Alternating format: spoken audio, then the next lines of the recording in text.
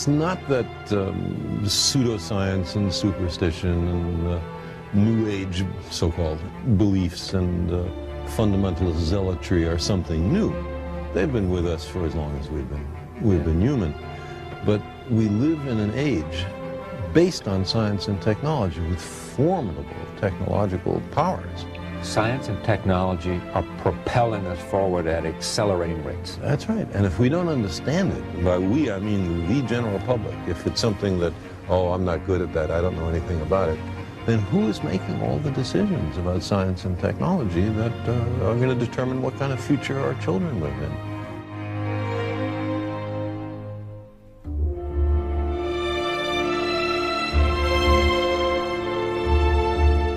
What's the danger of all this? I mean, you know, this is not the thing that... There's two kinds of dangers. One is what I just talked about, that we've arranged a society based on science and technology, in which nobody understands anything about science and technology, and this combustible mixture of ignorance and power, sooner or later, is going to blow up in our faces.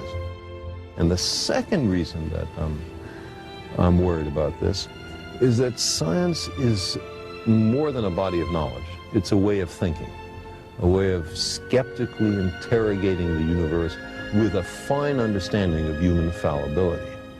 If we are not able to ask skeptical questions, to interrogate those who tell us that something is true, to be skeptical of those in authority, then we're up for grabs for the next charlatan, political or religious, who comes ambling along.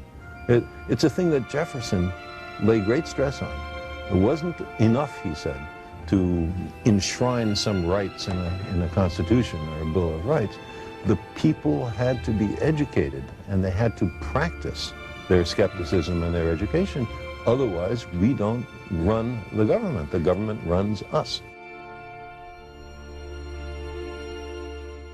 You see, people read the stock market quotations and financial pages. Look how complex that is.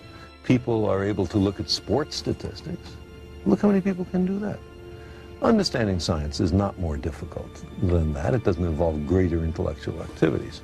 But the thing about science is, first of all, it's after the way the universe really is and not what makes us feel good.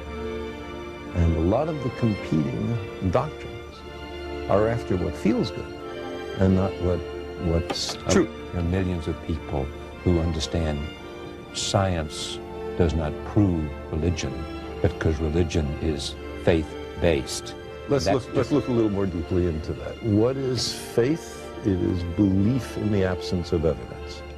Now, I don't propose to tell anybody what to believe, but for me, believing when there's no compelling evidence is a mistake. The idea is to withhold belief until there is compelling evidence. And if the universe does not comply with our predispositions, okay, then we have the wrenching obligation to accommodate to the way the universe really is. So who is more humble?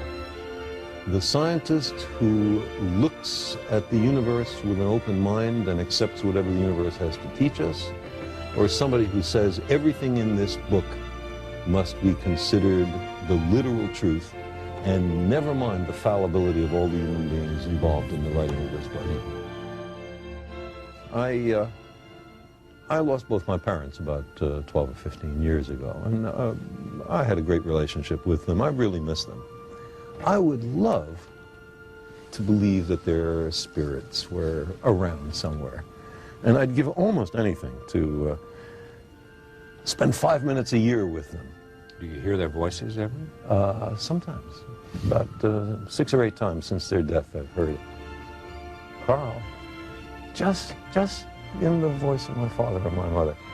Now, I don't think that means that they're in the next room. I think it means that they're in your head. I've had an auditory hallucination. I was with them so long, I heard their voices so often. Why shouldn't I be able to make a vivid recollection?